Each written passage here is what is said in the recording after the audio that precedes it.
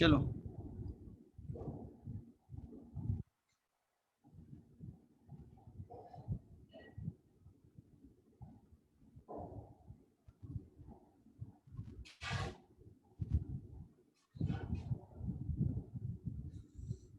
देखो, मैं थोड़ा सा एक दो फॉर्मूले याद कराता हूँ तुम्हें।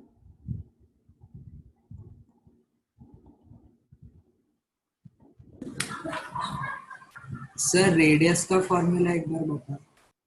रेडियस का किस बैच की बात कर रहे हो? इसमें रेडियस कहाँ हुआ? Sir nucleus. न्यूक्लियस की रेडियस का,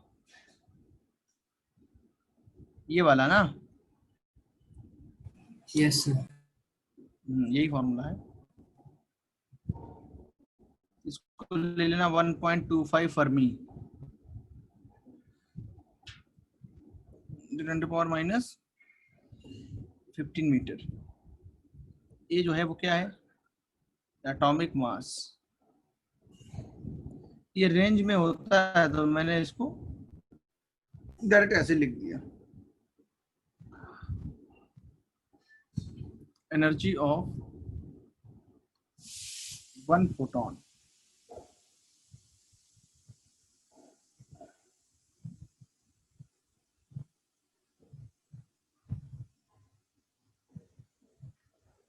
सर ये आर क्या है? आर कहाँ पे? ये वाला हाँ आर हाँ। Radius of the nucleus. और V3? ठीक है, V3। अच्छा, तो मतलब तुम लोग ने पढ़ा नहीं है क्या? नए बच्चे हो क्या? 1/3 है वो।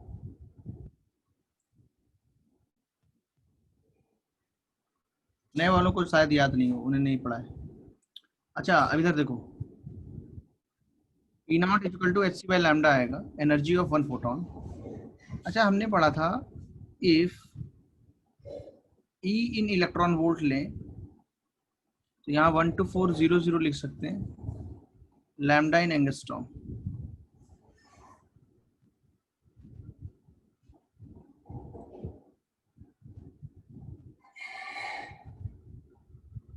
है बस सही।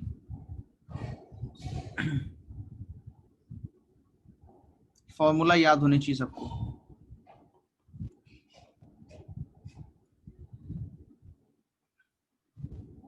If there are n photons, then energy of n photons will be equal to E total is equal to n into E naught,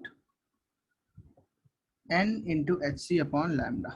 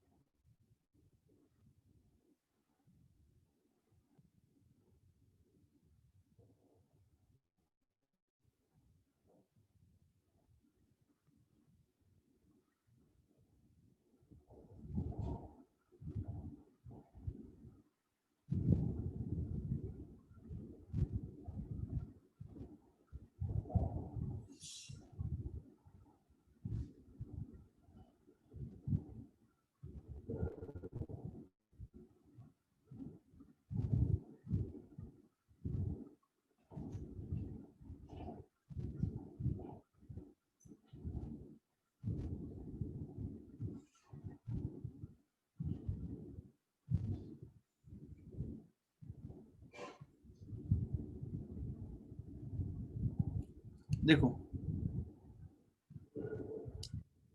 अगर मैं किसी मॉलिक्यूल की बात करूं तो मॉलिक्यूल क्या होगा? तो क्या प्रीवियस स्लाइड।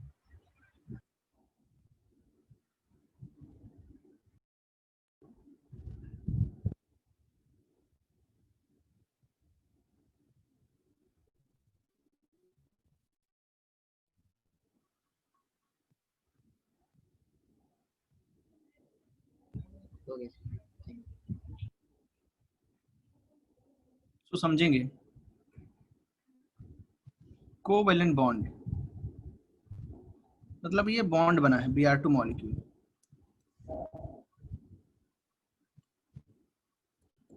अब देखना, जब हम लोग मॉलिक्यूल का कोई भी बॉन्ड ब्रेक करते हैं तो हमें एनर्जी प्रोवाइड करती है। अगर हमारे पास Br2 मॉलिक्यूल है और इसको हम एनर्जी प्रोवाइड करें फोटोन के फॉर्म में, it can break the bond. Photon having sufficient energy can break the bond of a molecule and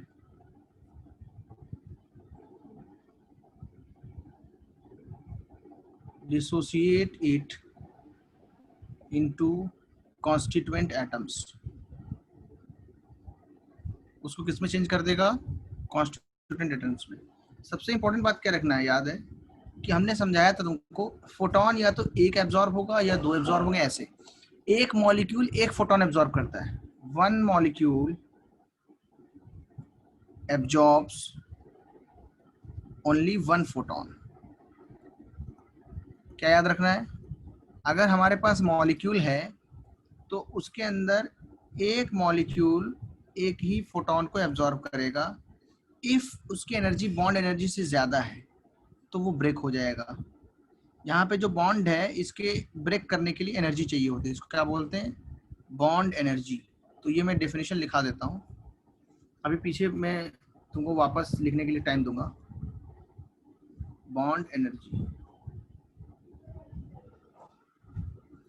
क्या होती? Bond energy energy required to break the bond of a molecule is called कोई waiting room में तो नहीं, is called bond energy। ठीक है, so unit क्या होगी?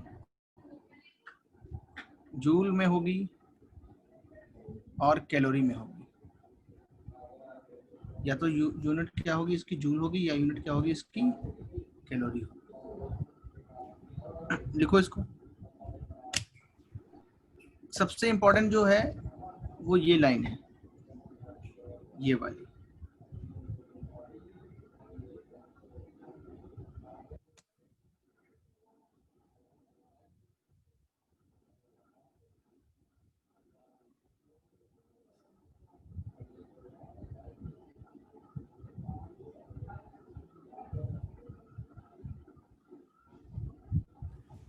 सर असाइनमेंट में इस टॉपिक पे क्वेश्चन था, उसी पे डाउट था। अच्छा, इसी टॉपिक पे है यस सर। तो वो हो जाएगा, है ना? अब हो जाएगा कि नहीं? Yes sir. Good.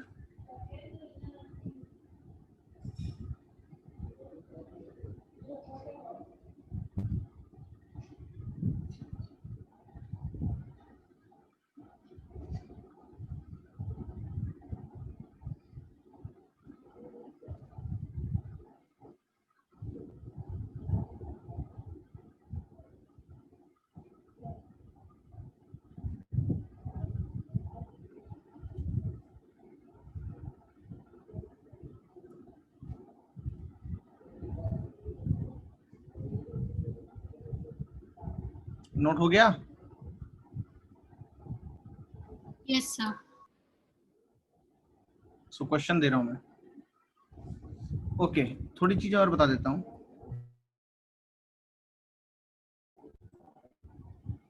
If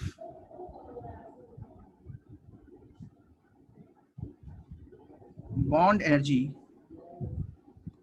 is written for या given for 1 mole of molecules then unit will be, unit क्या लिखी होगी, will be जूल पर मोल और किलो जूल पर मोल और किलो कैलोरी पर मोल। ये समझ में आया? एक मोल मतलब 1 mole means Na number of molecules. 1 mole means Na number of molecules.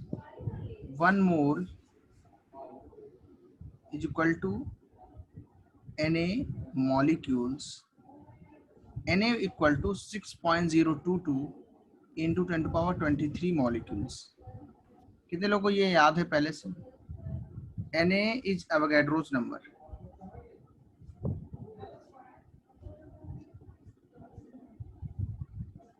ये याद रखना है। याद रख पाओगे? मान लो हमने बोला कि एक मॉलिक्यूल को ब्रेक करने के लिए एनर्जी चाहिए x जूल्स, तो 1 मोल के लिए कितनी एनर्जी चाहिए? Na into x joules. समझ में आया? Because in 1 mole we have Na number of molecules, so the total energy required for the Na number of molecules, that is 1 mole of molecules, will be equal to Na times x joule. That will be equal to x into Na joules per mole. So per mole means होता है, per mole means Na number of molecules के लिए।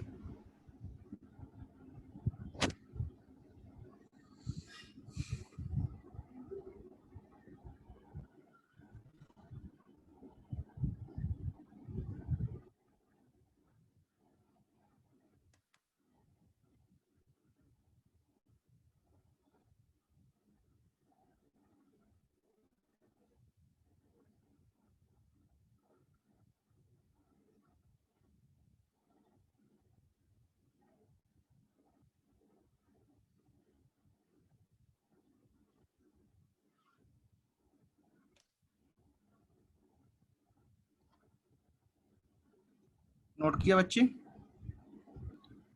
Yes, sir.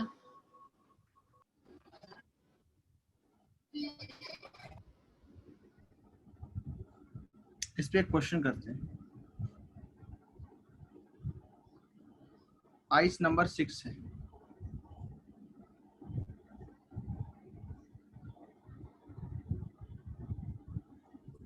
Bond energy of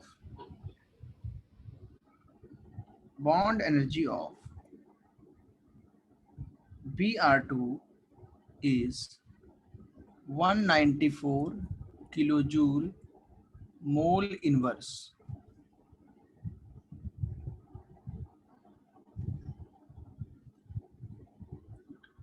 The minimum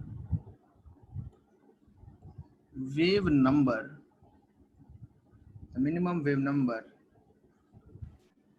of photons required to break this bond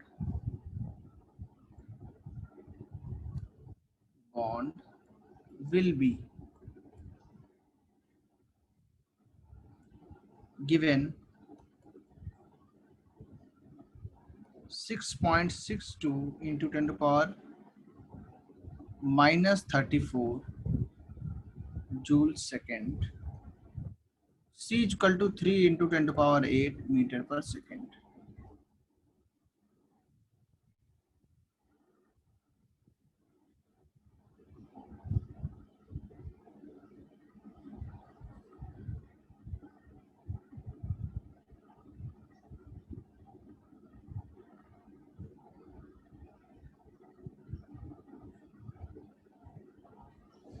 तो क्या try करोगे या मैं बताऊं? तो ट्राई करें एक बारी। ओके।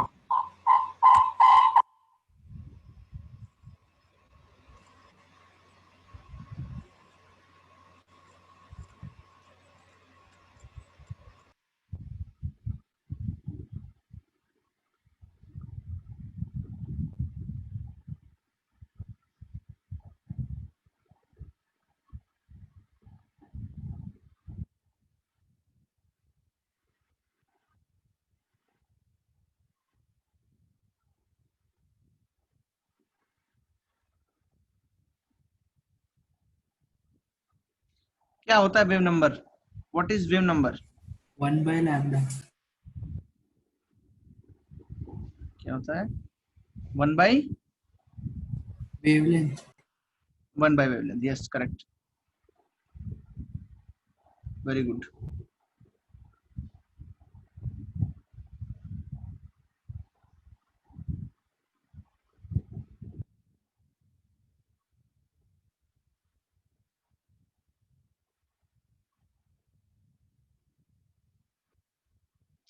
तो तुम्हारे पास दो मेथड है, या तो पर मॉलिक्यूल एनर्जी निकाल लो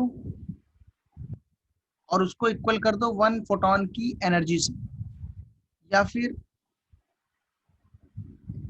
हमें पता है 1 मोल की एनर्जी गिवन है, तो 1 मोल फोटॉन्स की एनर्जी के इक्वेट कर दो. 194 kilo joule is equal to Na times Hc upon lambda. दो मेथड है, या तो निकाल लो energy of 1 molecule of Br2, bond energy कितनी हो जाएगी? 194 into 10⁻³ divided by Na joules. Kilo joules को जूल्स में कन्वर्ट किया तो किलो की जगह पे 10⁻³ लिखा है. ओके, अब एनर्जी ऑफ 1 फोटॉन क्या होगी? Energy of bond energy of Br2 molecule. क्यों ऐसा क्यों है? बिकॉज हमें पता है कि जो Br2 मॉलिक्यूल होगा, अगर इसको ब्रेक करना है तो क्या चाहिए हमें? एक फोटॉन ही चाहिए. 1 molecule of Br2 will absorb 1 photon. सिर्फ एक फोटॉन एब्जॉर्ब करेगा बच्चे. तो हम क्या लिखेंगे? 194 into 10⁻³ divided by 6.022 into 10⁻23 is equal to Hc upon lambda. 1 upon lambda हमें चाहिए. देखें, H की value 6.626 10⁻−34, C is equal to 3 into 10⁸ upon lambda. 1 upon lambda कितना आएगा? 194 into 10⁻³ divided by 6.022 into 10⁻23, 6.626 10⁻−34, 3 into 10⁸. First method से. यहाँ 1 अपॉन लैम्डा को ही wave number बोलते हैं. यहाँ पे थोड़ा सा कैलकुलेशन वगैरह तुम्हें करना है, पावर्स को एक साथ ले आना है और इसको ऊपर नीचे ले जाके लिखोगे तो 194. वीडियो अपना ऑफ रखो प्लीज अभी के लिए, है ना, जब कभी रिक्वायर्ड होगा तो हम लोग बोलेंगे.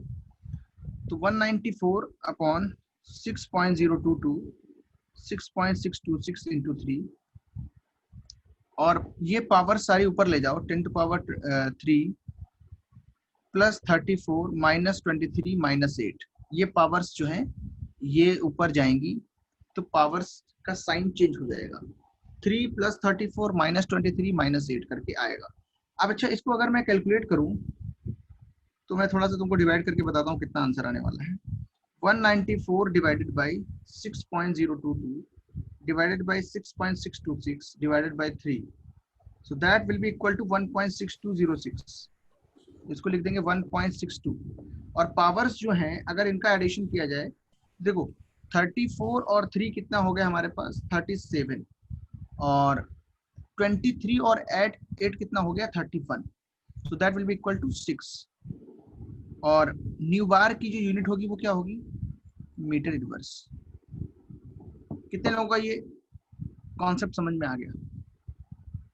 First method. Any doubt in first method? First method क्या, मेथड वो सेम ही रहेगा, बस अप्रोच बदल जाएगी स्टार्टिंग से. क्या ऐसे कर पाओगे? देख लो एक बार. बॉन्ड एनर्जी ऑफ 1 मॉलिक्यूल निकाली. Br2 मॉलिक्यूल जो है ये Br2 है, सॉरी Br लिखा है ना, तो Br2 ही हो गया. ये एक फोटॉन ही इसको एनर्जी देगा, एक मॉलिक्यूल को. सो जो एनर्जी ऑफ फोटॉन होगी that's will be equal to bond energy of the 1 Br2 molecule. यहाँ से हमने इसको इक्वेट करिए, इक्वेट करने पे ये सॉल्व किया लैम्डा, चूंकि निकालना नहीं था हमें 1/λ निकालना था, तो सिर्फ कैलकुलेशन है इसमें और कुछ नहीं।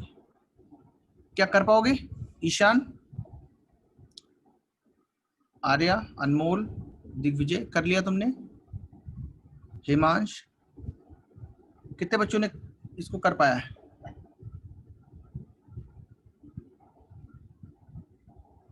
जल्दी से बताओ। प्रणव, प्रणव ने कर लिया है, देखो प्रणव हांडे ने कर लिया है।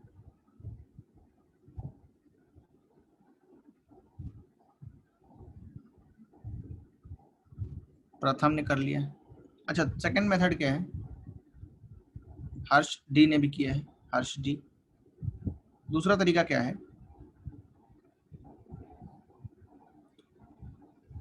Energy of 1 mole Br2 molecules कितनी है? कितनी है? 194 किलो जूल्स। दी है कि नहीं हमें? दैट इज MKS में 194 इंटू 10⁻³ जूल्स। नाउ ध्यान दें, for 1 mole Br2 molecules we require, कितने फोटॉन्स चाहिए हमें? 1 मोल फोटॉन्स। कितने फोटॉन्स चाहिए हमें? 1 मोल। 1 मोल एक नंबर है, जैसे 1 डजन मतलब 12 होता है, वैसे 1 मोल मीन्स होता है Na नंबर्स। Na की वैल्यू कितनी होती है? 6.022 इंटू 10⁻23। Na की वैल्यू याद रखना है सबको। कितने लोग को Na की वैल्यू पहले से याद है? एक नंबर है, Na is just a number. The value of Na is 6.022 into 10⁻23. For example, 1 dozen means 12, 1 pair means 2 things, है ना? ऐसे ही 1 Na means 6.022 into 10⁻23 number of things. So हमें पता है कि 1 मॉलिक्यूल जो है वो 1 फोटोन ही एब्जॉर्ब करता है। So 1 मोल अगर हमारे पास Br2 मॉलिक्यूल्स हैं, so हमें 1 मोल फोटॉन्स चाहिए। तो हम क्या लिखेंगे? Bond energy of 1 mole Br2 molecules should be equal to energy of 1 mole photons. सही बात है कि नहीं है भाई? तभी तो बॉन्ड ब्रेक होगा जब एनर्जी बराबर हो जाएगी। तो ये है 194 इंटू 10⁻³ और 1 मोल फोटॉन्स की एनर्जी क्या होगी? Na into E0। E0 क्या है? Energy of 1 photon. Energy of 1 photon. So यहां से हम कैलकुलेट करेंगे 6.022 इंटू 10⁻23। E0 कितना आएगा? hc/λ। फिर से देखोगे कैलकुलेशन जो है वो सिमिलर आ जाएगी। 6.022 इंटू 10⁻23। तो इसमें घबराना नहीं है, देखो ये आसान है बच्चे, ठीक है? इसमें कोई कठिन चीज नहीं है, कोई बहुत टफ नहीं है कुछ। और 1/λ जो है इसको न्यू बार बना देंगे। यहाँ से न्यू बार सॉल्व करोगे कितना आएगा? कौन सा मेथड पसंद है तुम लोगों को? क्या? फर्स्ट वाला, ठीक है। ज्यादा फर्क नहीं है दोनों में, ऑलमोस्ट सिमिलर ही है।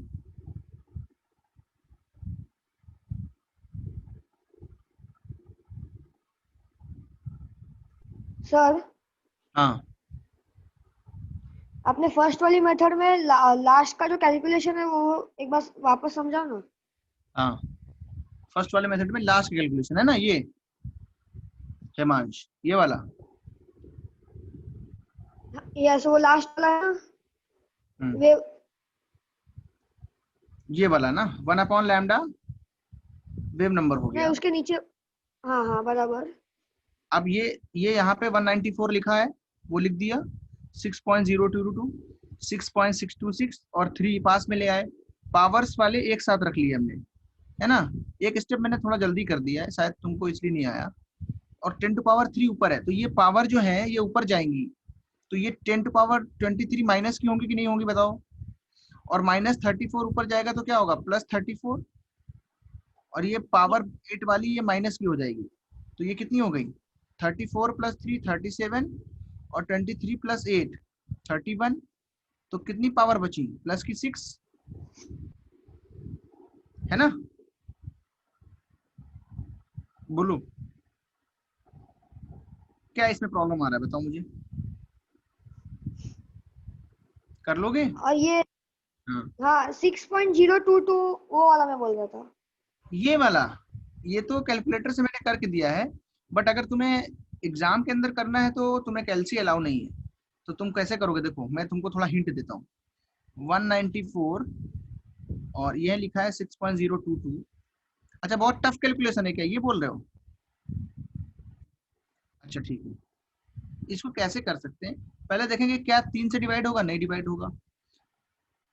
ईशान, अच्छा देखो 3 को, इसको 6 मान लो, इसको मान लो ऑलमोस्ट 6.6 और इसको मान लो 3, तो ये 18 हो जाएगा, ये 6.6 हो जाएगा। 18 इंटू 6.6 कितना आएगा, थोड़ा सा कैलकुलेट कर लो यहाँ साइड में। तो 18 इंटू 6.6 अगर कैलकुलेट करोगे कितना आएगा, जल्दी से देखो। अगर इसको तुमको कैलकुलेट करना है तो 8 6 जा कितना आएगा, 8, यहाँ पे 4 आएगा, 8 6 जा फिर कितना आएगा 48 और 4 52 आएगा, यहाँ पे 66 आएगा, तो ये कितना आएगा 8 8 1188 आएगा। 1188 जो है इसमें डेसिमल कितनी जगह लगा हुआ है, 6.6 में लगा है एक जगह, तो यहाँ पे 118.8 आएगा, कितना आएगा 118.8। अब 194 डिवाइडेड बाय कितना आएगा 118.8, इसको सॉल्व करोगे तो ऑलमोस्ट कितना आएगा 194 डिवाइड करो, साइड में डिवाइड करो कहीं पे, आएगा 118.8, ऑलमोस्ट 1.63 आ रहा है। तो कैलकुलेशन ये करनी आनी चाहिए तुम लोग को, क्या इसको कैलकुलेशन कर पाओगे क्या ये ऐसी? एग्जाम में थोड़ा आसान कैलकुलेशन आता है, ये एक रियल लाइफ प्रॉब्लम टाइप का है, मतलब एक्चुअल वैल्यू जिसमें रखी गई। कितने लोग कैलकुलेशन कर चुके हैं, उनको समझ आई कैलकुलेशन, हैंड रेज करके बताएं कितने लोग ने कैलकुलेशन कर पाई है। काफी सारे बच्चों ने कर लिया है ना, गुड। अच्छा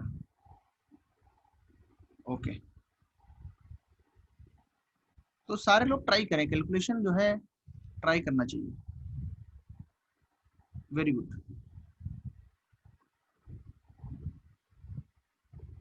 ओके गुड, बहुत सारे बच्चों ने किया है। तो अब मैं क्या आगे चलूं, सबने लिख लिया ये?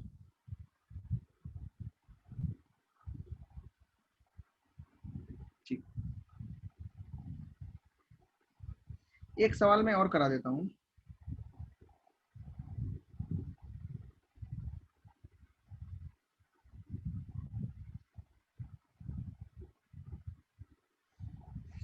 क्वेश्चन नंबर 5, आइस 5 है।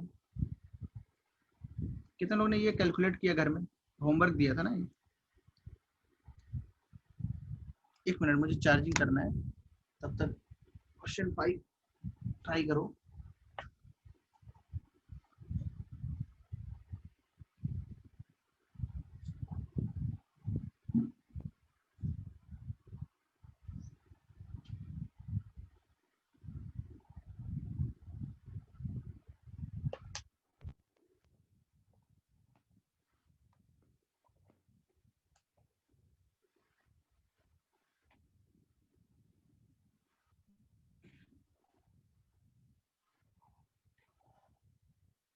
यस, मैं फिर से लिखने जा रहा हूँ। कैलकुलेशन मिस्टेक आ रहा है, अभी कैलकुलेट करते हैं। देखो कैलकुलेशन करना बहुत इंपॉर्टेंट है फिजिकल केमिस्ट्री के लिए, कैलकुलेशन अपनी बहुत स्ट्रांग कर लो, फिजिक्स में भी फायदा होगा। विदाउट कैलकुलेशन जेई के क्वेश्चंस फिजिक्स और फिजिकल केमिस्ट्री के करना आसान नहीं।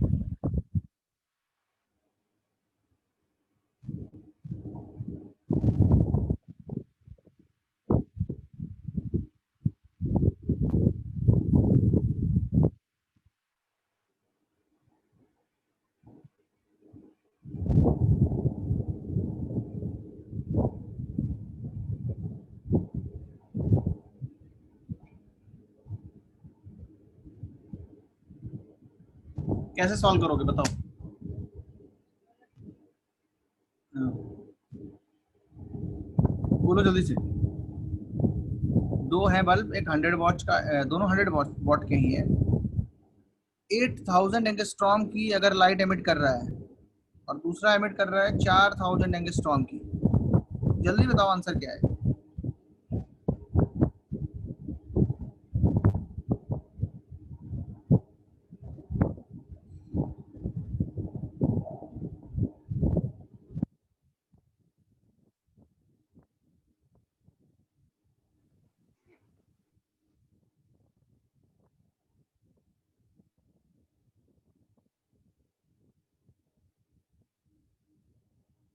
वायलेट आंसर आएगा, देखेंगे।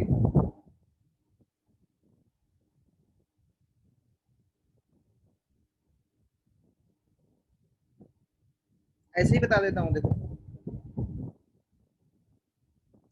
जिसकी एनर्जी कम होगी वो ज्यादा एमिट करेगा फोटोन। रेड लाइट की एनर्जी कम है, प्रणव हांडे ने बता दिया है। जिसकी एनर्जी कम होगी पर फोटोन की, टोटल एनर्जी कैरी करने के लिए उसको ज्यादा फोटॉन्स चाहिए, है ना?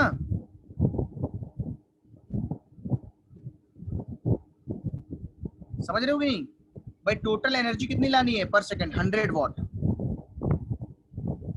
टोटल एनर्जी कितनी लानी? 100 वॉट। तो जिसका लैम्डा ज्यादा होगा उसकी एक फोटोन की एनर्जी कम होगी, सो नंबर ऑफ फोटॉन्स ज्यादा चाहिए होंगे for the red light, number of photons कम चाहिए होंगे for the violet light. Yes, okay, very good Pranav. देखो, सो 100 जूल पर सेकेंड है दोनों bulb, 100 joule per second. Which bulb emitting more number of photons? एक तो है कि डायरेक्ट क्वेश्चन सॉल्व किया जा सकता है। लेट, ये मान लो है रेड के लिए और ये मान लो है वायलेट के लिए।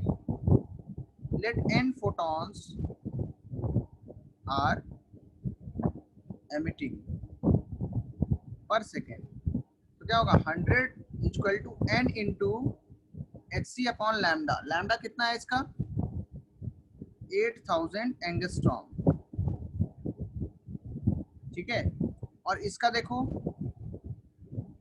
100 n डैश hc अपॉन 4000, दोनों के लिए सब कुछ और सेम है। अगर ये इक्वेशन 1 है, ये इक्वेशन 2 है, अगर इनको डिवाइड किया जाए तो डिवाइड करने पे क्या आएगा? या इनको इक्वेट कर दिया जाए, 100 100 दोनों साइड में क्या है? सेम। तो हमें क्या मिलेगा?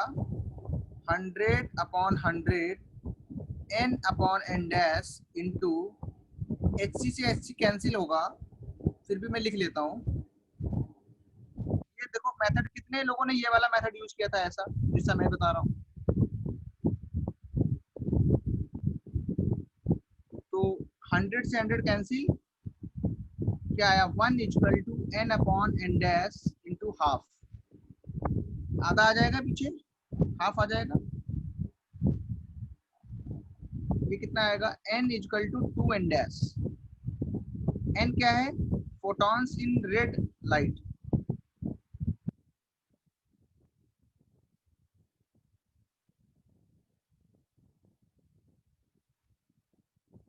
ये क्या है? फोटॉन्स दो गुने आएंगे, डबल आएंगे कि नहीं? अच्छा, इसको डायरेक्ट करने का तरीका भी है, E proportional to 1 upon lambda. तो जिसका लैम्डा ज्यादा होगा उसमें एनर्जी कम होगी पर फोटोन, बट 100 टोटल चाहिए। तो जिसका ई नॉट कम है उसमें नंबर ऑफ फोटॉन्स क्या चाहिए? ज्यादा। और जिसका ई नॉट क्या है? ज्यादा है, उसके अंदर फोटॉन्स क्या चाहिए? कम। ट्राई करें, समझने का ट्राई करें। यस प्रणव, तुम्हारा करेक्ट आंसर, ऑलमोस्ट तुमने सही किया। मतलब कैलकुलेशन में थोड़ा सा इधर है, बट बाकी उसमें है नहीं। तुम्हारा करेक्ट।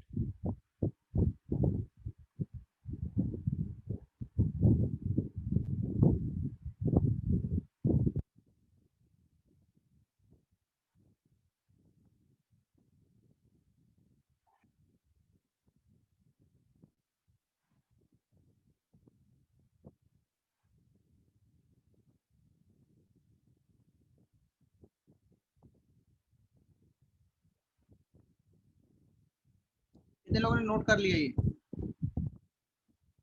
सर एक मिनट। ओके,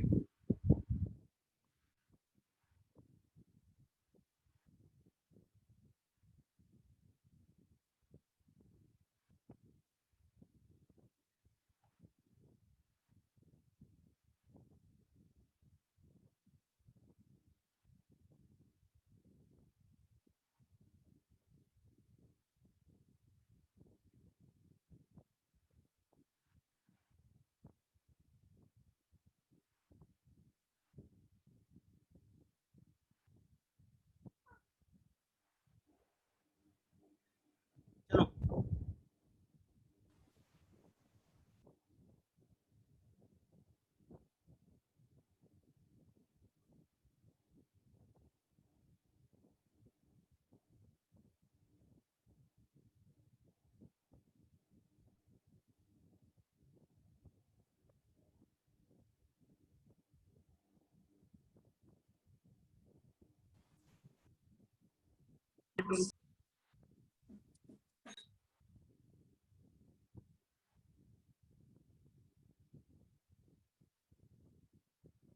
अरे बोलो, हो गया?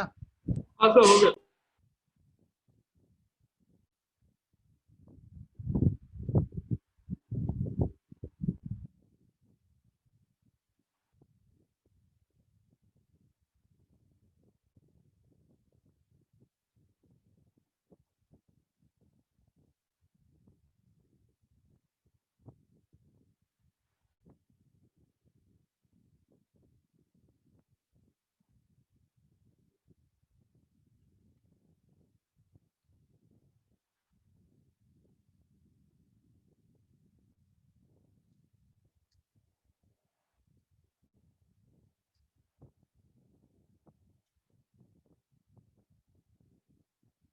चलो भाई आगे बढ़ो। नेक्स्ट हेडिंग डालो, बहुत इंटरेस्टिंग टॉपिक है, फोटो इलेक्ट्रिक इफेक्ट।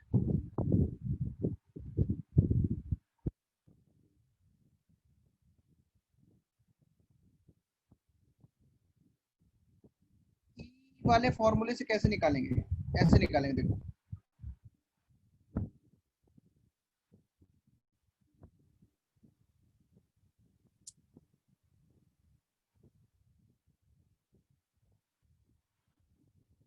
ऐसे निकालोगे बच्चे।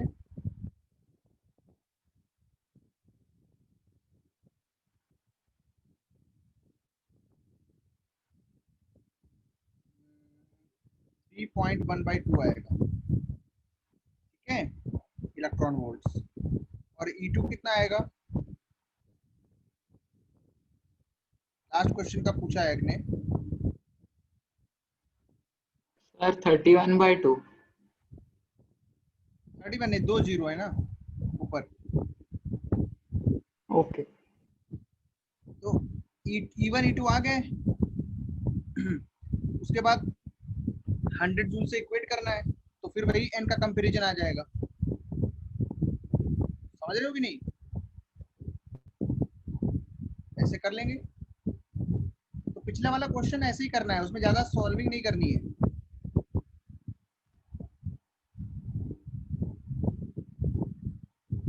प्रथम ने पूछा था, ठीक है।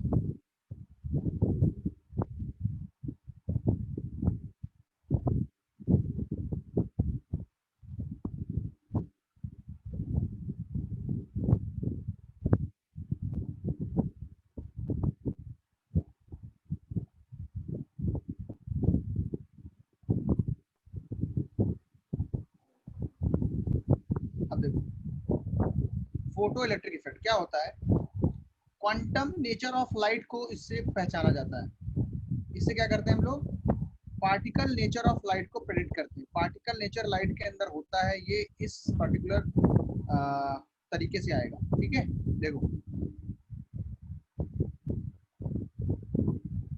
Particle nature of light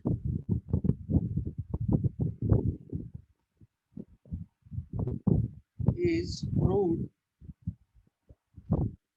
by the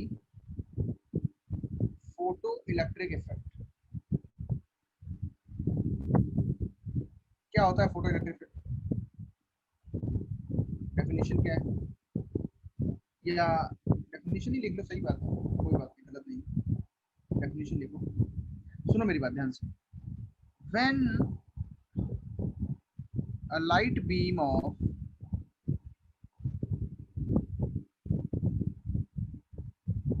sufficient energy is strike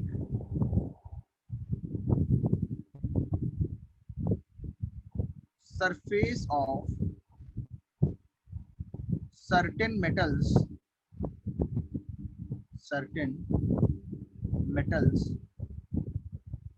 then electrons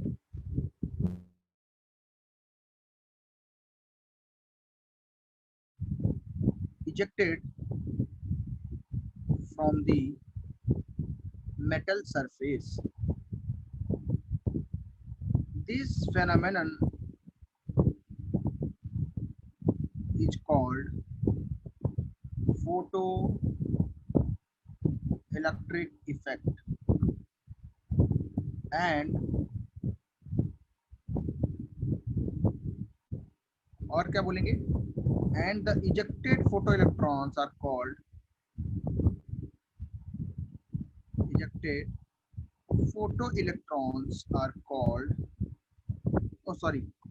electrons, photo electron तो उनको बोलते हैं, ejected electrons are called photo means photo electric effect से, photo means light, photo electrons। ध्यान से देखना, मैं लिखने का टाइम दूंगा मैं, ठीक है।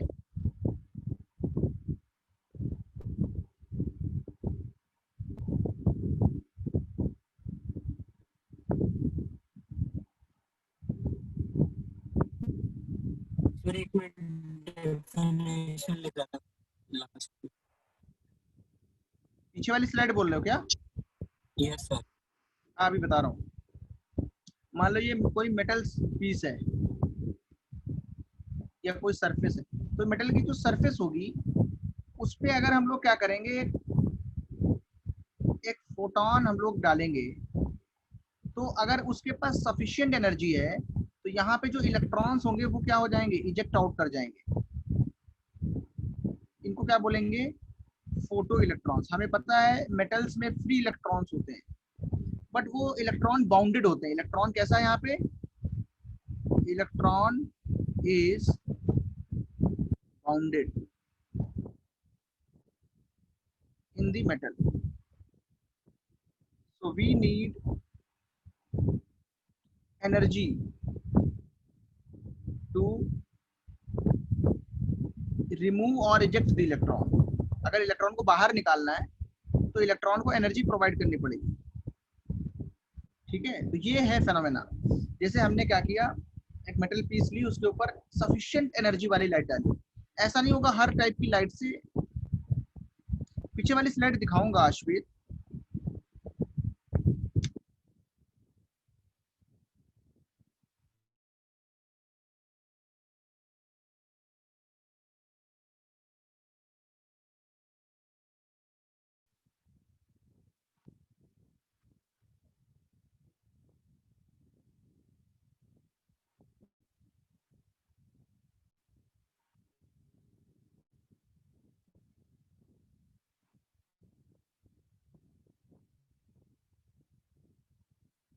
सारे लोग लिखो।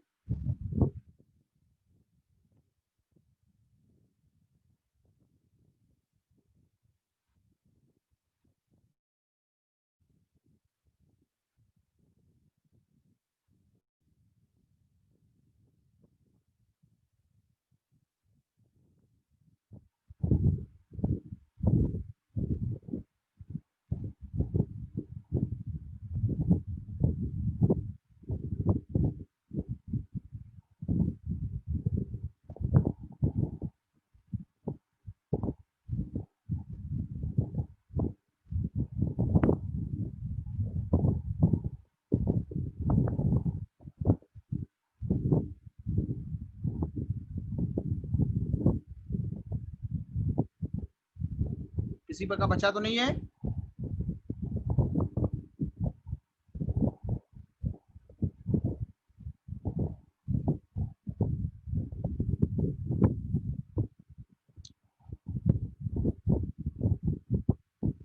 नाउ ध्यान देने की बात क्या है, बहुत सारे मेटल्स ऐसे होते हैं जिनमें इलेक्ट्रॉन निकालना बहुत आसान होता है। ऐसे मेटल्स को इलेक्ट्रोपॉजिटिव मेटल्स बोलते हैं, इलेक्ट्रोपॉजिटिव एलिमेंट्स बोलते हैं। For example caesium,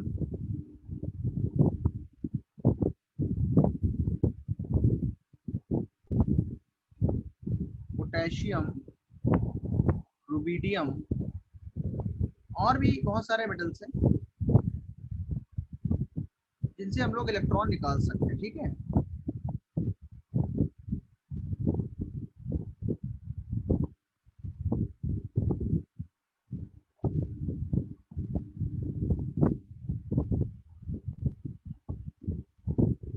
etcetera are the metals which show, silver में भी होता है बट थोड़ी ज्यादा एनर्जी लगती है, which show photoelectric effect easily। क्या करते हैं हम, फोटॉन से एनर्जी प्रोवाइड करते हैं, वो एनर्जी इलेक्ट्रॉन को मिलती है, उससे वो क्या होता है, पहले तो सरफेस तक आता है और अगर एक्स्ट्रा एनर्जी होती है तो सरफेस से बाहर निकल जाता है with some kinetic energy, that is called photo electron. इन इलेक्ट्रॉन को क्या बोलते हैं, फोटो इलेक्ट्रॉन।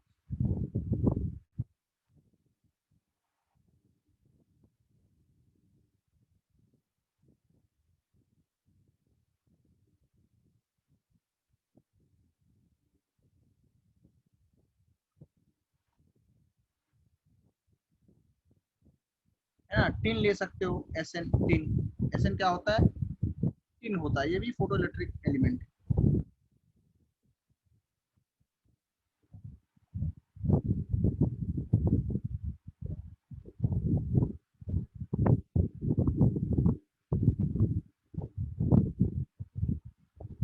तो फोटो इलेक्ट्रिक इफेक्ट का बहुत ज्यादा यूज होता है। जो फोटोवोल्टाइक सेल बनाते हैं घरों में, तुमने देखा होगा सोलर पैनल्स जो होते हैं उनमें इनका यूज होता है। फिर जो ऑटोमेटिक डोर्स होते हैं इसमें भी इनका यूज होता है, उसमें इंफ्रारेड भी यूज किया जाता है। ऑटोमेटिक डोर्स के अंदर भी इनका यूज होता है फोटो इलेक्ट्रिक इफेक्ट का।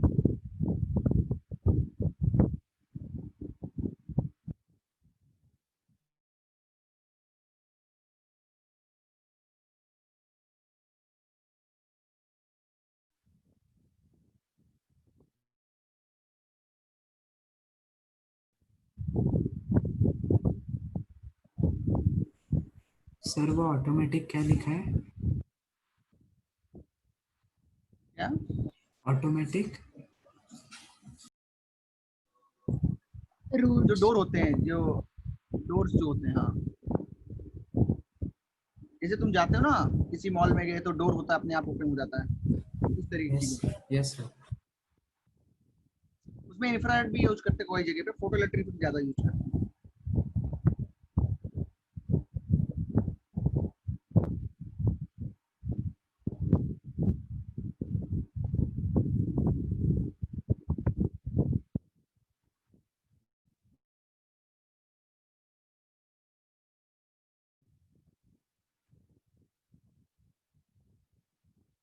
तो इमेज सेंसर जो होते हैं, कैमराज में जो सेंसर होते थे पहले जमाने के टाइम में, अब तो इंफ्रारेड सेंसर ज्यादा यूज करते हैं। तो सेंसर्स में भी जो है फोटो इलेक्ट्रिक इफेक्ट यूज किया जाता था, बहुत जगह पे इसका यूज है लाइफ में।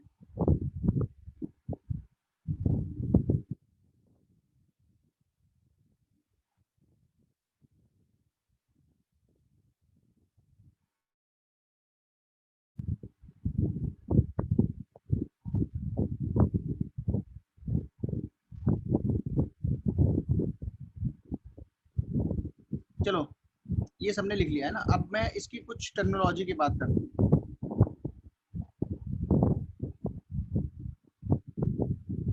तो पहला सबसे आएगा work function of the metal. मैंने बोला ना कि यहाँ क्या लिखा है, सफिशिएंट एनर्जी होनी चाहिए। तो हर मेटल के लिए क्या है, अलग अलग एनर्जी की रिक्वायरमेंट होती है। जो मेटल्स इलेक्ट्रोपॉजिटिव ज्यादा होते हैं, जिनसे इलेक्ट्रॉन निकालना ज्यादा आसान होता है, जैसे अल्कली मेटल्स पहले ग्रुप वाले, इनसे इलेक्ट्रॉन निकालना काफी आसान होता है क्योंकि आउटर सेल में सिर्फ एक इलेक्ट्रॉन है जो आसानी से ये डोनेट कर सकते हैं। तो जैसे यहाँ 281 है, यहाँ 2881 है, ऐसे तो ये इलेक्ट्रॉन आसानी से निकाला जा सकता है। तो ये काफी ज्यादा सेंसिटिव है फोटो इलेक्ट्रिक इफेक्ट के लिए। तो हम सबसे पहले बात करते हैं वर्क फंक्शन की।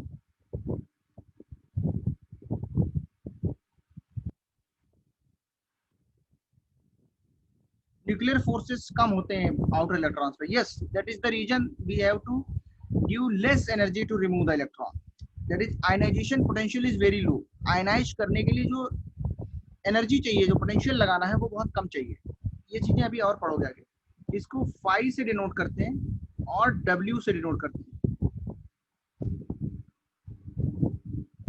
है ना। क्या लिखेंगे? The minimum energy required for the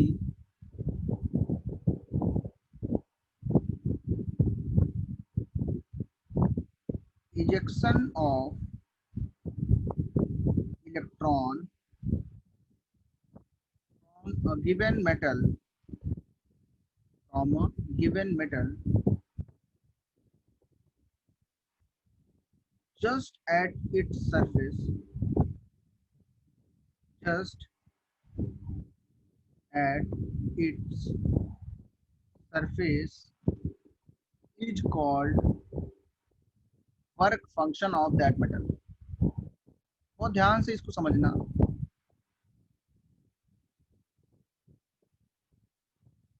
मेरी बात ध्यान सुनना। मान लो तुम्हारे पास ये कोई मेटल है, मेटल का मैं जो है ये सरफेस को जूम करके दिखा रहा हूँ। ये है मेटल का सरफेस, सरफेस ऑफ मेटल। तो ये सरफेस ऑफ मेटल जो है वो हम लोग एक उसकी रेंज मानते हैं कि हम इतने माइक्रोमीटर तक इसको सरफेस मानेंगे ना। कोई हो, जैसे अभी जैसे तुमको मेटल लिखा है, ये मैंने मेटल बनाया। अब इसमें तुम सरफेस कितनी डेप्थ तक मानोगे? कोई उसके लिए कुछ तुमको मानना पड़ेगा ना कि 1 नैनोमीटर, सॉरी 1 मिलीमीटर या 100 माइक्रोमीटर, ऐसा कुछ एक तुमको ये मानना पड़ेगा कि उस तक हम लोग देखते हैं। तो नॉर्मली जो है जस्ट कुछ माइक्रोमीटर्स तक हम लोग देखते हैं कि ये इसकी जो है सरफेस के अंदर गिना जाएगा, है ना। तो सरफेस प्रॉपर्टीज जब पढ़ेंगे सरफेस केमिस्ट्री में तो उसके अंदर ये सब चीजें आएगा। तो सरफेस जो है उसकी डेप्थ जो हम मानते हैं वो इतनी मानते हैं कि उसके अंदर हम लोग पर्टिकुलर इलेक्ट्रॉन को दिखा पाए। तो इलेक्ट्रॉन तो बहुत छोटा होता है, तो इसको अगर जूम करें, मान लो सरफेस को जूम कर दिया गया अगर, तो हम क्या देखते हैं? इलेक्ट्रॉन यहीं कहीं फंसा होता है, इसके नीचे पूरा मेटल है। अब इसको सरफेस तक जस्ट लाना है, यहाँ तक लाना है, तो क्या देना पड़ेगा? इसको W और फाई एनर्जी देनी पड़ेगी। W और फाई, ये इसके थ्रू देंगे एनर्जी, फोटोन के थ्रू, जिससे कि ये जस्ट सरफेस पे आए विद वेलोसिटी 0। इलेक्ट्रॉन अब यहाँ आ चुका है, तो जितनी भी एनर्जी रिक्वायर्ड होगी उसको क्या बोलेंगे हम लोग? W और फाई। और जो फ्रीक्वेंसी लगेगी उसका नया नाम आ जाएगा न्यू नॉट, थ्रेशोल्ड फ्रीक्वेंसी, उसको भी लिखाएंगे हम लोग। क्योंकि हमें पता है energy is proportional to nu, तो जितनी ज्यादा फ्रीक्वेंसी बढ़ाएंगे उतनी ज्यादा एनर्जी इलेक्ट्रॉन को मिलेगी। और उसकी एनर्जी अगर ज्यादा मिली तो हो सकता है कि वो काइनेटिक एनर्जी के साथ बाहर निकले, लेकिन एक मिनिमम एनर्जी तो होनी चाहिए ना, जबकि वो जस्ट सरफेस तक आ पाए। अगर इससे कम एनर्जी दी W और फाई से, तो इलेक्ट्रॉन निकल नहीं पाएगा, इलेक्ट्रॉन सरफेस पे नहीं आ पाएगा, इलेक्ट्रॉन अंदर ही रहेगा।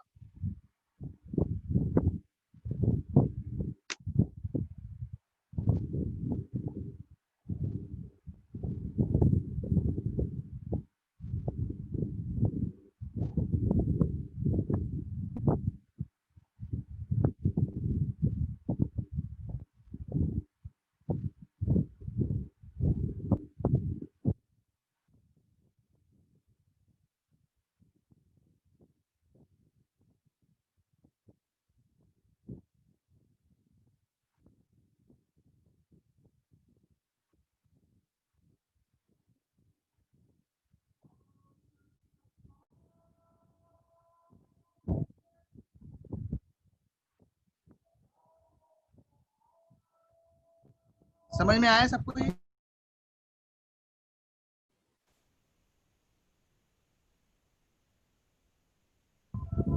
W की value is different for different metal.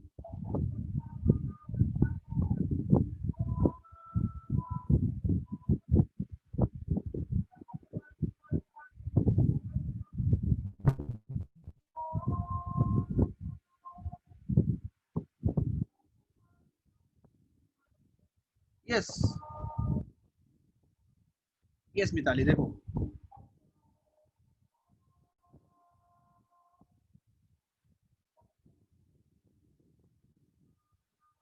Okay, देखें क्या लिखा है. When light beam of sufficient energy डाली जाती है तो फोटो इलेक्ट्रिक इफेक्ट होता है, दैट इज गुड. अब हमें क्या याद रखना है कि वर्क फंक्शन क्या होता है. Minimum energy required for the ejection of electron from a given metal just at its. भाई इलेक्ट्रॉन यहाँ से तुमको ऊपर लाना है सरफेस पे, है ना. थोड़ा सा अगर इसको डेप्थ में बनाया जाए, जैसे इधर बना हुआ है, तो ये सरफेस पे अगर आएगा, मान लो जो हमारे पास मेटल है वो मैं पूरा बना देता हूँ तुमको, जिन बच्चों को थोड़ा कम समझ में आ रहा है. इधर देखें, इधर मान लो इलेक्ट्रॉन यहाँ है, यहाँ से इसको सरफेस पे लाना है, तो अब क्या होगा, इसको फोटोन के फॉर्म में एनर्जी प्रोवाइड करनी पड़ेगी, that is called photo electric effect. So minimum energy जिससे कि ये एमिट हो क्या होगी, जब इसकी वेलोसिटी क्या है, 0. अगर बहुत ज्यादा एनर्जी दे दी तो ये तो काफी स्पीड से बाहर निकल जाएगा, इसकी तो वेलोसिटी काफी हाई हो जाएगी, लेकिन वो मिनिमम एनर्जी नहीं होगी. मिनिमम जो एनर्जी होगी उसको बोलेंगे वर्क. मैं कोई मेटल ले लेता हूँ, फॉर एग्जाम्पल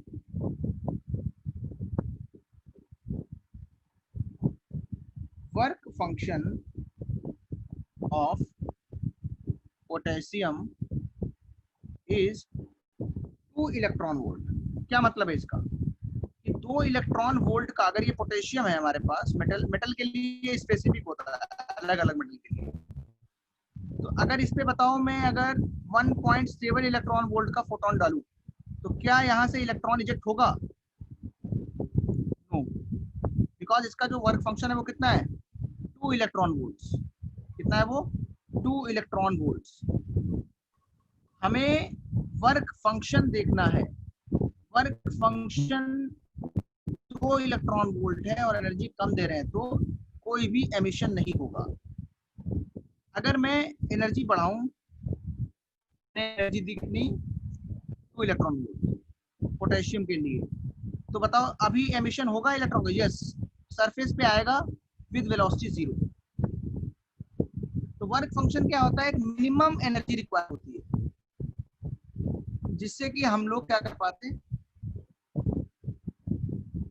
इलेक्ट्रॉन को उसमें से इजेक्ट कर पाते हैं. उससे कम अगर एनर्जी देंगे तो इलेक्ट्रॉन इजेक्ट नहीं होगा.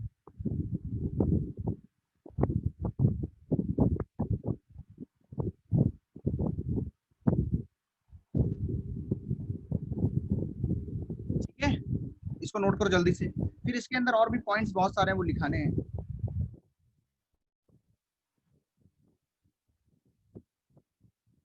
थ्री 3.7 इलेक्ट्रॉन वोल्ट पे क्या होगा, वो आगे एक इक्वेशन आएगी उससे बताया जाएगा. अगर एनर्जी ज्यादा है तो क्या होगा, ये इसको एनर्जी देगा और रिमेनिंग एनर्जी जो है 3.7 माइनस 2, ये इसकी काइनेटिक एनर्जी बन जाएगी. ठीक है, 2 इलेक्ट्रॉन वोल्ट क्या है, वेस्टेज हो रही है, वेस्टेज. ये वेस्टेज है, ये एनर्जी तुमको देनी ही पड़ेगी मिनिमम, तब जाके वो निकलेगा.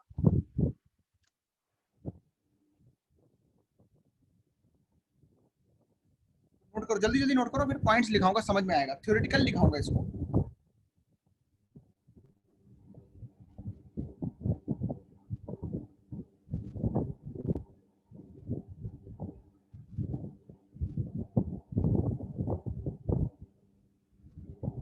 क्या होता है जब हम किसी भी किसके ऊपर, सरफेस ऑफ मेटल के ऊपर क्या करते हैं, सफिशिएंट एनर्जी, कम ज्यादा ऐसा नहीं होगा कि नॉर्मल जो हमारे घर में टॉर्च होती है उससे इलेक्ट्रॉन निकाल लेंगे, नहीं. सफिशिएंट एनर्जी चाहिए, एक सफिशिएंट एनर्जी तो प्रोवाइड करनी ही पड़ेगी. उतनी एनर्जी जब प्रोवाइड करोगे तब जाके इलेक्ट्रॉन निकलेगा। तो that minimum energy is called work function.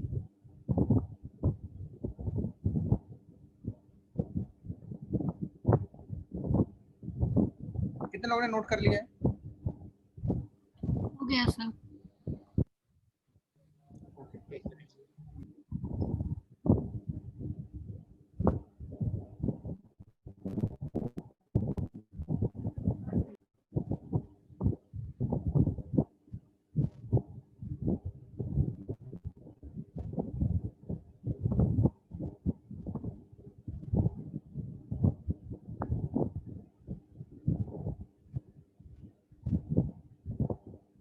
तो मिताली तुम्हें समझ में आ गया अब क्या है ये?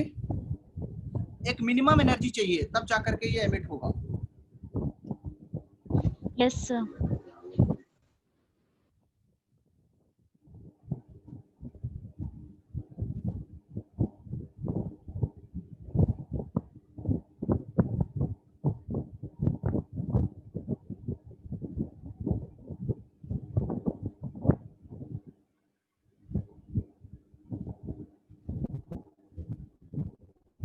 जैसे तुमने कभी बाईसाइकिल चलाई होगी, है ना? एक्स्ट्रा एनर्जी काइनेटिक एनर्जी में बदल जाएगी, ये मैं बताऊंगा आगे। जैसे कभी कभी तुमने बाईसाइकिल चलाई है तो क्या होता है, बच्चे तुम लोग के पास पता नहीं है भी कि नहीं है, कि तुम लोग के तो यूज की है नहीं वो, है ना? कितने लोग बाईसाइकिल रखते हैं अपने पास? कोई भी नहीं रखता क्या आउटडोर में चलाने के लिए? रखते हो, ठीक है। गुड। देखो अब मैं तुमको समझाता हूँ थोड़ा सा इसमें लॉजिक लगा के।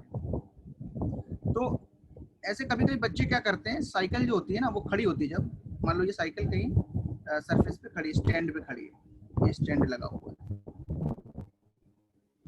इस तरीके का उसका स्टैंड रहता है। तो इस स्टैंड पे अगर साइकिल खड़ी है मान लो, और यहाँ पे उसमें पैडल दिया होता है।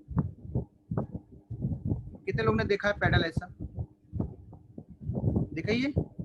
और ये इधर जो है चेन वगैरह से जुड़ा रहता है, ऐसे यहाँ से चेन से जुड़ा रहता है। अब छोटा बच्चा जो होता है वो इसमें फोर्स लगाता है। क्या हल्का सा फोर्स लगाने पे पहिया ये घूमता है कि नहीं, बताओ? हल्का फोर्स लगाने पे पहिया घूमता है क्या? यस हाँ? सर। नहीं, सोच के बताओ। पहले थोड़ा सा फोर्स लगाता है, नहीं घूमता है ना, फिर थोड़ा फोर्स और बढ़ाता है वो। एक सफिशिएंट फोर्स जब होगा तब पहली बार ये क्या होगा, घूमना स्टार्ट करेगा, है ना? तो वहां पे जो फोर्स लगाया उसने वो उसका थ्रेशोल्ड है, उससे कम पे इसको घुमाया नहीं जा सकता है। थोड़ी ज्यादा ताकत लगाता है वो, तो यहाँ से ये घूमना स्टार्ट करता है। कभी करके देखना, ये कभी साइकिल खड़ी हो, बिल्कुल थोड़ा सा इस पे हाथ लगाना, नहीं घूमेगा, थोड़ा और फोर्स लगाओगे घूमेगा। तो ये जो थ्रेशोल्ड है वो है कि जस्ट घूमेगा, और जितना ज्यादा फोर्स लगाओगे उतना तेज घूमेगा। ऐसे इलेक्ट्रॉन के लिए थ्रेशोल्ड वाला यहाँ पे कॉन्सेप्ट बताया जा सकता है। एक मिनिमम एनर्जी 2 इलेक्ट्रॉन वोल्ट की देनी पड़ेगी तब जाके ये ऊपर आएगा, उससे पहले ये वहां से नहीं हिलेगा। ठीक है? मिनिमम एनर्जी जो है वो प्रोवाइड करनी ही पड़ती है, उससे कम एनर्जी पे ये काम नहीं हो पाएगा। ऐसे याद रखो। और भी बहुत सारी जगहों पे ये लॉजिक तुम लगा सकते हो। थ्रेशोल्ड का मतलब होता है minimum of something, minimum of something required. जैसे अगर तुमको पास होना है तो कितने परसेंट मार्क्स चाहिए, बताओ जल्दी बताओ? 35 33%। हाँ 35, चलो 35%। तो 35% क्या होगा? थ्रेशोल्ड क्या है ये? कितने लोगों को समझ में आया? इससे कम मिनिमम मार्क्स, इससे कम पे फेल हो जाओगे, है ना हिमांश? इससे ज्यादा मार्क्स है तो अच्छी बात है ना, इससे ज्यादा अगर एनर्जी दी तो इलेक्ट्रॉन निकल जाएगा। इससे ज्यादा देते रहे, अगर बहुत ज्यादा दी तो काइनेटिक एनर्जी बढ़ती जाएगी, खुशियां बढ़ती जाएंगी। किसी के 65% आए वो काफी खुश है, 75 वाला और ज्यादा खुश है, 80 वाला और खुश है, डिस्टिंक्शन मिलने लगेगा उसको ना। इस तरीके से ये मार्क्स बढ़ते जाते हैं। लेकिन थ्रेशोल्ड कितना है, पासिंग मार्क्स कितना है? 35%। That is called threshold. कितने लोग को थ्रेशोल्ड वर्ड समझ में आ गया? Yes sir. Yes, sir. Okay, good. अब देखें, चलो यस,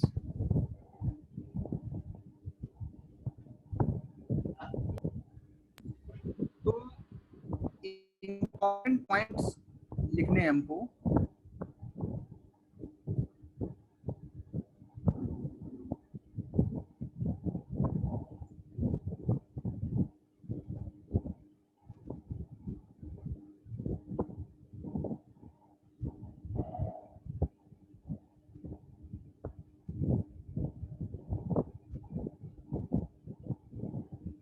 फोटो इलेक्ट्रिक इफेक्ट, ठीक है।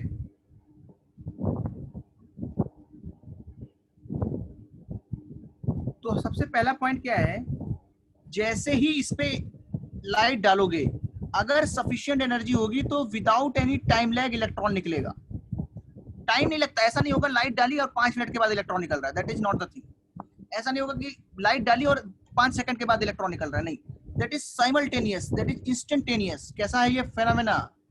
इंस्टेंटेनियस, तुरंत होता है, एट द टाइम होता है। तो क्या लिखेंगे? The electrons are ejected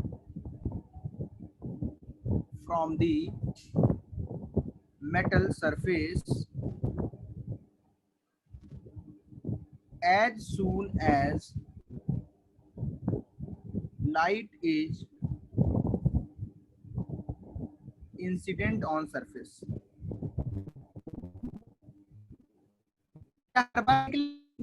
condition है, सफिशिएंट एनर्जी होनी चाहिए, वर्क फंक्शन से ज्यादा एनर्जी होनी चाहिए। जो इसकी एनर्जी है वो इसके वर्क फंक्शन 5 से ज्यादा होनी चाहिए। E not should be greater than और इक्वल टू 5, तभी होगा।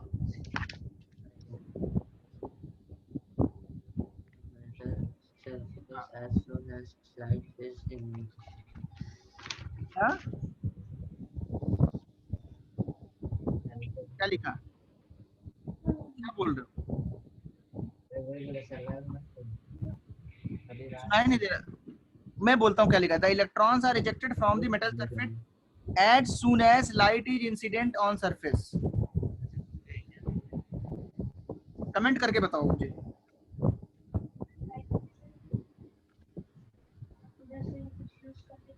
इधर अंदर क्यों आ रही होगा? ये सेफ है। ये बंद करके रखो, इसको डिस्टर्ब नहीं करो बच्चों।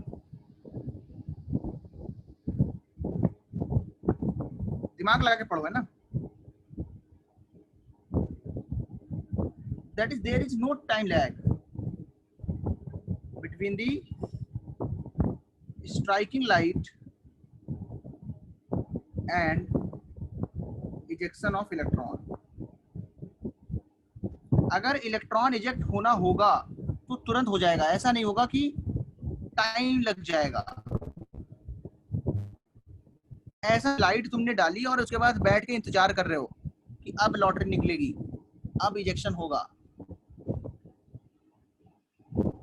ऐसा नहीं होता है। जैसे ही लाइट पुट करोगे उस पे, जैसे ही इंसिडेंट होगी लाइट। हाँ क्या?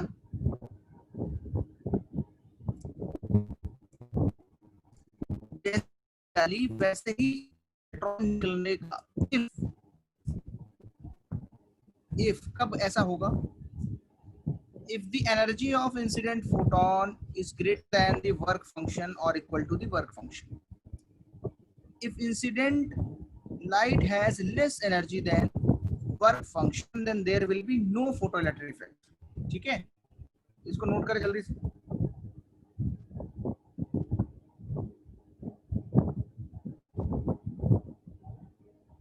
दूसरा पॉइंट क्या है? one photon transfer its energy to only one electron. एक फोटॉन जैसे मॉलिक्यूल में होता था, हमने लिखा था Br2 मॉलिक्यूल में क्या लिखा था? अगर मेरे पास एक फोटॉन है तो वो एक Br2 मॉलिक्यूल को एनर्जी देगा। That is quantization of photons. एक फोटोन एक को देता है, ऐसे ही एक फोटोन एक ही इलेक्ट्रॉन को निकाल सकता है, उसी को ट्रांसफर करेगा। That is particle nature. यहाँ पे पार्टिकल नेचर प्रूफ हो रहा है। वेव नेचर होता तो क्या होता, दो वेव सुपर इम्पोज करके एनर्जी प्रोवाइड करते, बट ऐसा नहीं है। बोलो, जैसे यहाँ इलेक्ट्रॉन है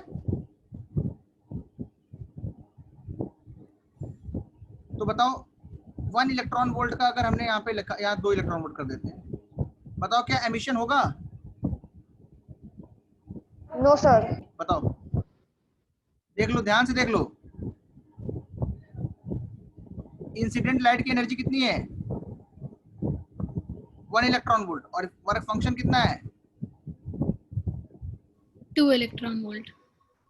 तो क्या होगा? नहीं। कम है ना एनर्जी। हाँ।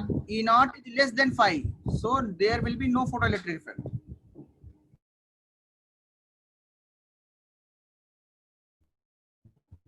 Photoelectric effect नहीं होगा ना।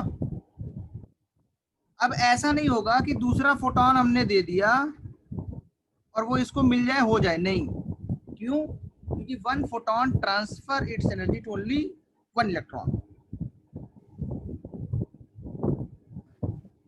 अब होगा क्या बताओ? होगा? बोलो। Yes, sir. Yes, sir. नहीं होगा। ये 1 का, ये 1 का है, दो एक को एनर्जी नहीं देते हैं। क्या? कुछ नहीं सर। कमेंट कर सकते हो ना अगर सुनाई नहीं दे रहा है तो। तुम लोग की वॉइस लेग हो रही है, मेरी भी लेग हो रही होगी शायद, है ना? Yes sir.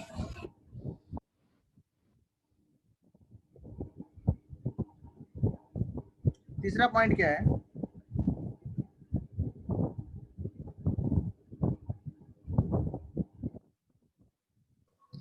सर आप 1 मिनट पिछला स्लाइड दिखा सकते हो? Yes yes.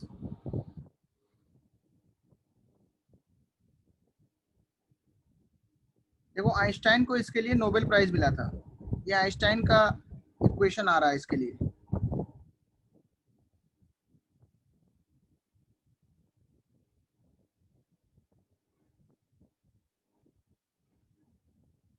देखो, नोट करें जल्दी।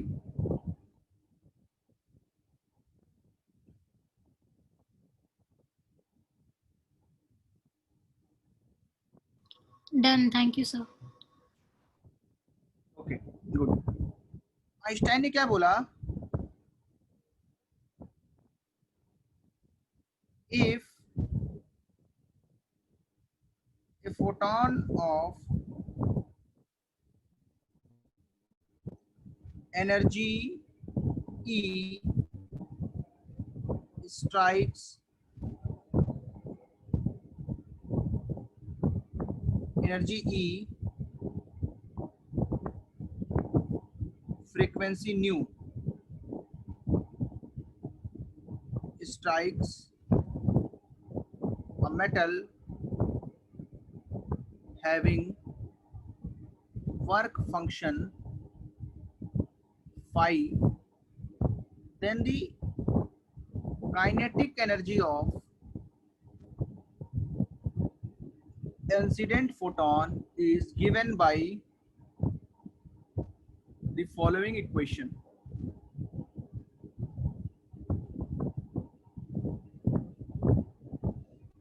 E minus phi is equal to Ke max,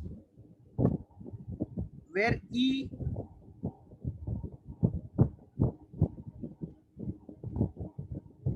energy of incident photon, energy of incident photon, phi क्या है? Work function of metal. के मैक्स क्या है? maximum energy of photoelectron phi phi phi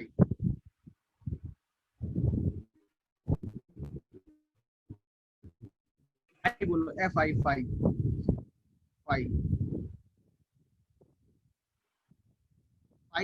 phi phi ऐसे बोल सकते हो phi। Sir एक बार लास्ट वाली स्लाइड दिखाना।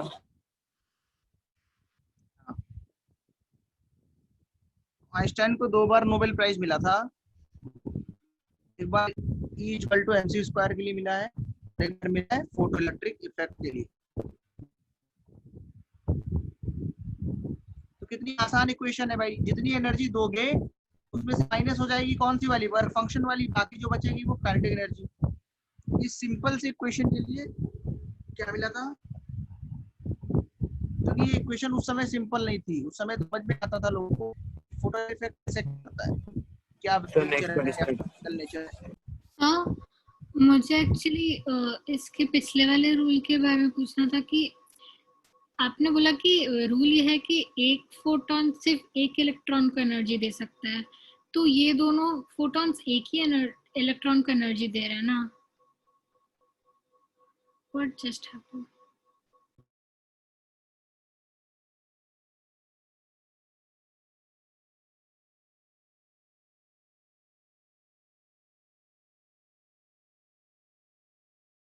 Disconnected, I think.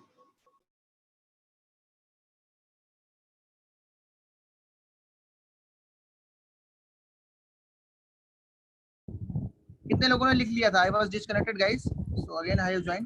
कितने लोगों ने लिख लिया था? सर मैंने नहीं लिखा था। ओके, मुझे फिर से लिखना पड़ेगा, मैं लिख देता हूँ। लास्ट स्लाइड लिख ली थी क्या? हाँ सर, वो आइंस्टाइन वाले रूल से चाहिए था।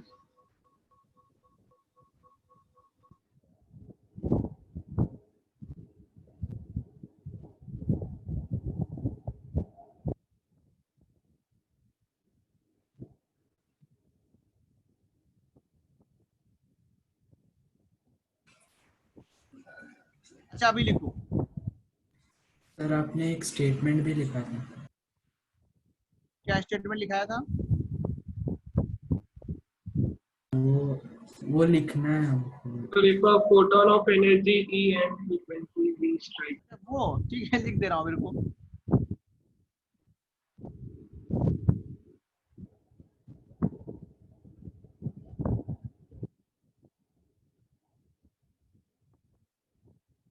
सुनो मेरी बात ध्यान से।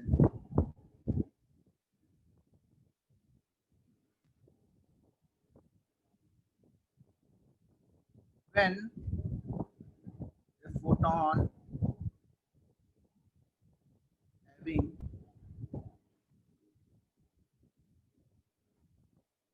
energy E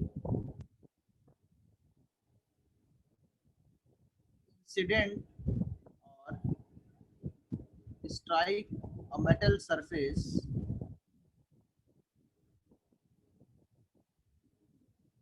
having work function phi,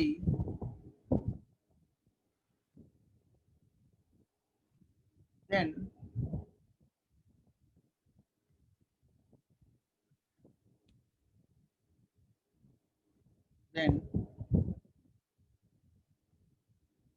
the kinetic energy of electron can be given by Einstein equation। Scientist है आइंस्टाइन, नोट करो जल्दी से।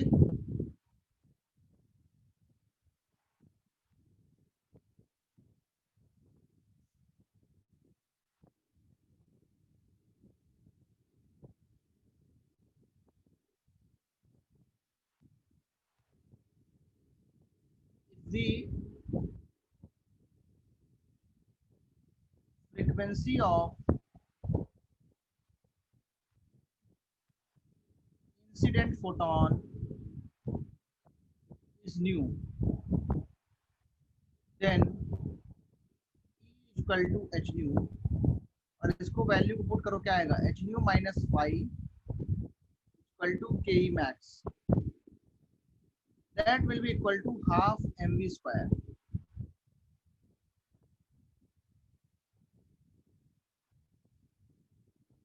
Where m is mass of electron, v is the velocity of electron.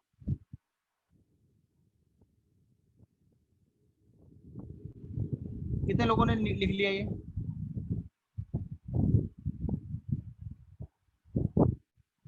Sir 1 minute. देखो next class में इसको अच्छे से revise करके आना है, ठीक है। असाइनमेंट 1 कितने लोगों ने सॉल्व करके भेजा है मुझे? होमवर्क सबमिट नहीं किया ना?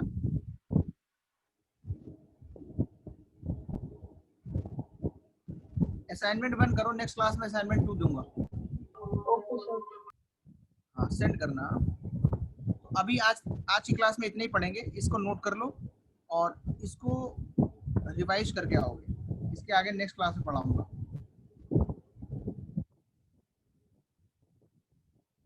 रिवाइज करके आओगे? Yes sir. ओके। तो ये ई पता होना चाहिए क्या है, फोटोन की एनर्जी है, फाई जो है मेटल का वर्क फंक्शन है, that is minimum energy required, और के मैक्स जो बची रिमेनिंग है, रिमेनिंग एनर्जी होती है ये, क्या होती है ये, रिमेनिंग एनर्जी, और ये किस में चेंज हो जाती है, काइनेटिक एनर्जी। चाहे कितने भी इलेक्ट्रॉन वोल्ट का फोटोन हो, एक इलेक्ट्रॉन ही निकलेगा, दैट इज द पॉइंट। प्रथम लिखा था ना, one photon can transfer its energy to only one electron. कितने लोगों ने स्टेटमेंट लिखा था? सबने लिखा था?